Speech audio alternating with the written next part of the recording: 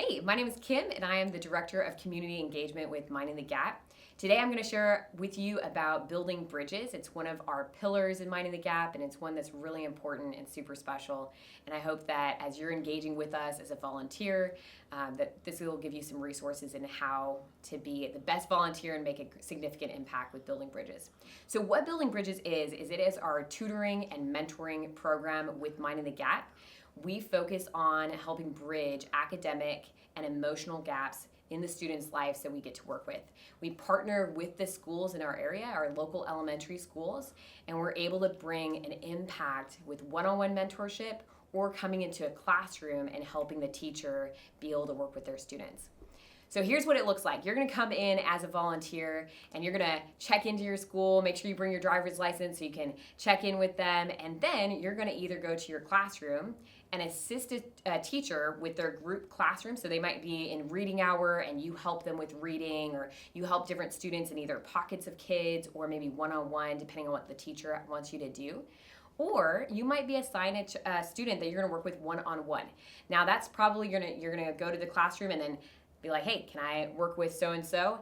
And then you're gonna go to a different space, maybe the library or a designated location where you're gonna work with that student on reading proficiency.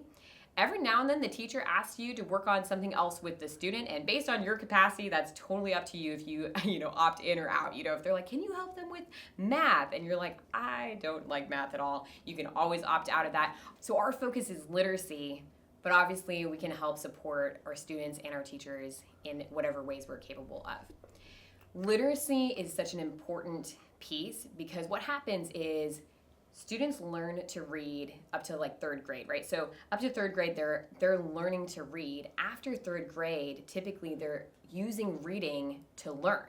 But what happens is that in many of our schools, the kids are actually behind 1 or 2 grade levels. Many students never reach even a third grade proficiency.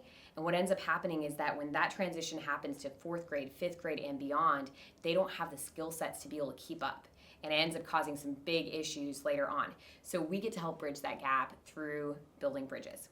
So here's what I'm going to show you is some resources that you have access to in the schools.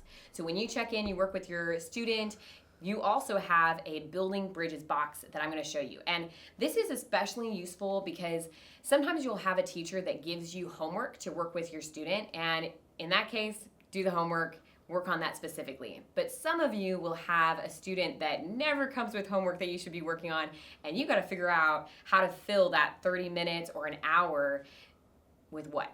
So here's some resources that you can utilize. This is the Building Bridges box that is at every school, and it has a variety of resources, and I'm going to show you some of them. Inside of it, it always has some games. So here's Spot It. We've got Uno, it might have a deck of cards. You're welcome to bring your own games as well if you have something that you really enjoy doing. What we find is that with games, it helps fill some space, it helps build rapport. You'll likely start with your student and ask them something like, how was your day? What's your favorite class, so far today? What's been difficult? What's going well? You might start with some rapport building and hear how the student is doing and how their day is going. And then you might jump into games, or you might jump straight into academics and, okay, what should we work on today?